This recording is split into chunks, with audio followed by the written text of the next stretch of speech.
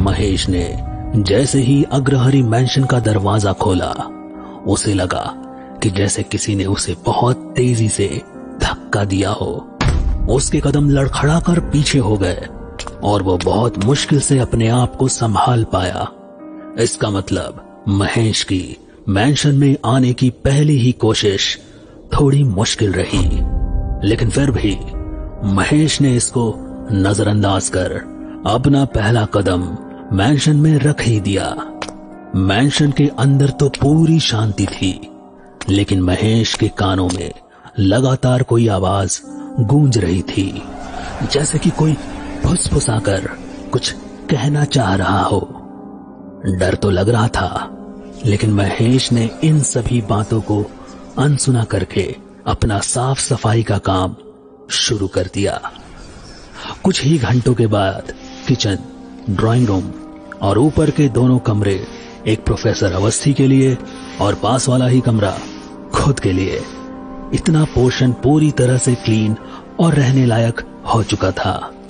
रात होने वाली थी, पर कानों में पड़ने वाली इस लगातार आवाज से परेशान होकर फाइनली महेश मैंशन के बाहर आ गया और सड़क पर ही प्रोफेसर अवस्थी का इंतजार करने लगा। सर जी रुकिए, गाड़ी रोकिए, मैं यहीं पर खड़ा हूं।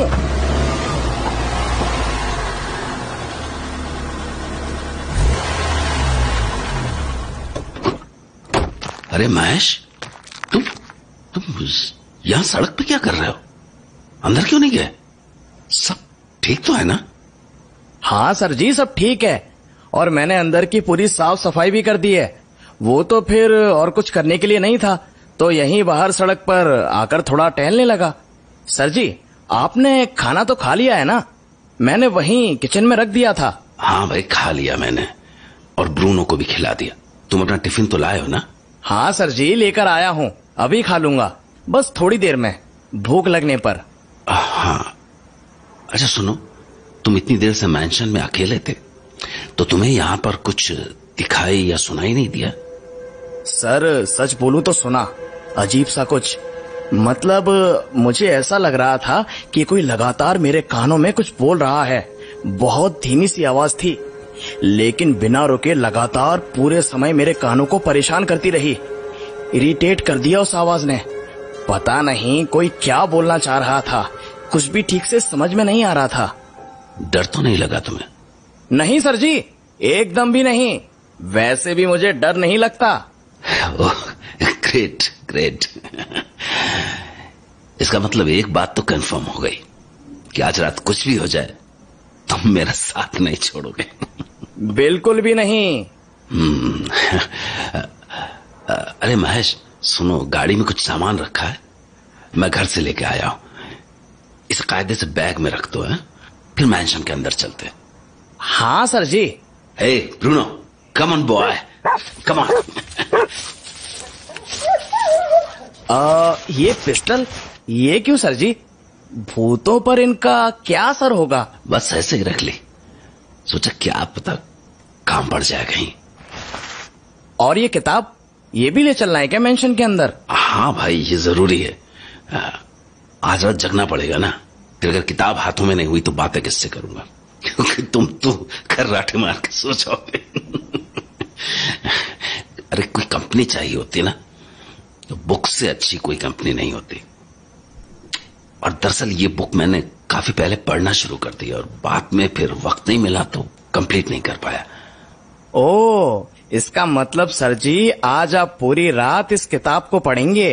हाँ भाई, तो फाइनली एक बार फिर कई महीनों बाद एक रत जगह करने का मौका मिलेगा, बस इसीलिए साथ लेके आ गए। और तुम्हें पता है, बड़ी इंटरेस्टिंग है बुक कोलाइड। इसमें सुपर नेचुरल पावर्स का एक अलग ही कॉन्सेप्ट इंट्रोड्यूस किया गया है।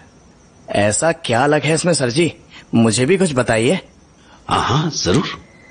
ये कोलाइड एक लड़की की कहानी है जिसकी जिंदगी एक बुजुर्ग से मिलने के बाद पूरा 360 डिग्री घूम जाती है।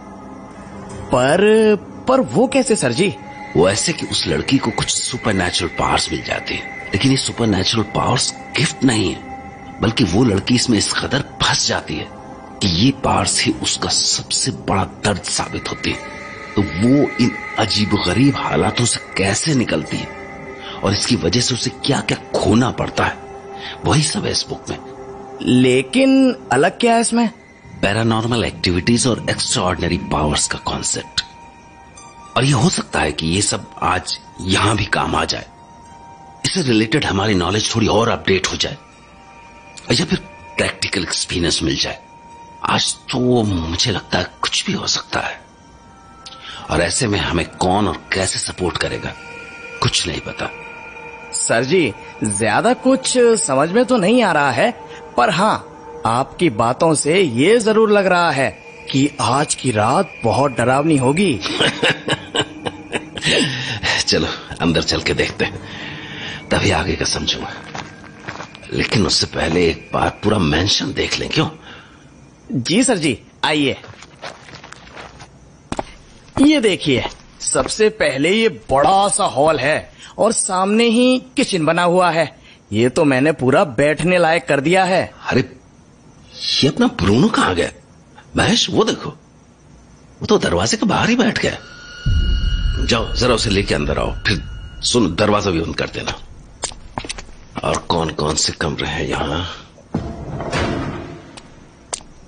सर जी, नीचे 2 और कमरे हैं, शायद ऑफिस के कामों के लिए, क्योंकि वहां पर बहुत सी पुरानी फाइल्स और पता नहीं कैसे कागज रखे हुए हैं।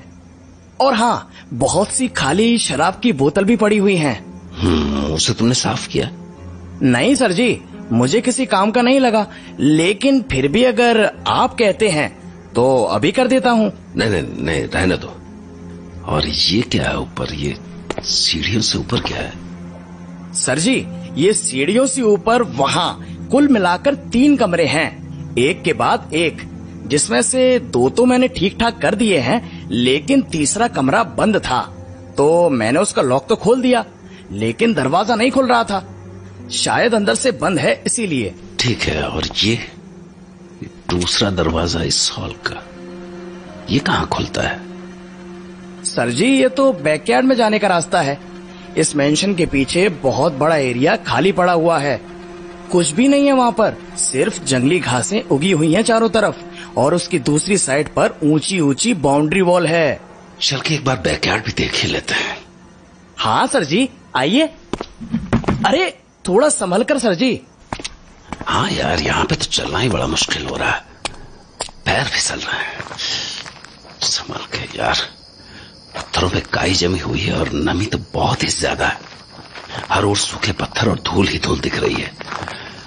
लग रहा है जैसे बरसों से कोई यहाँ नहीं आया, नहीं कोई साफ सफाई हुई। ये मिस्टर विकास ने बैकयार्ड के बारे में तो बताया था, लेकिन इस कंडीशन में होगा ये इमेजिन नहीं किया था मैंने। अगर मैंशन रेनोवेट किया गया था तो इसकी भी साफ सफाई करवानी चाहिए थी, इसे क्यों छोड़ दिया? सर जी, टॉर्च जलाऊं क्या? थोड़ी और रोशनी हो जाएगी। ना ना ना, रहने दो, चांदनी काफी है। थोड़े बादल जरूर दिख रहे हैं, लेकिन ऐसा लगता नहीं कि वो बादल चांद को ढकने की कोशिश करेंगे। महेश, कुछ सुना तुमने? सर जी, आपने ये देखा? क्या क्या देखा? सर जी, अपने पीछे देखिए, जमीन पर ये पैरों के निशान, ये आपके पीछे पीछे आ रहे हैं। हाँ? ये मेरे पीछे पीछे ही?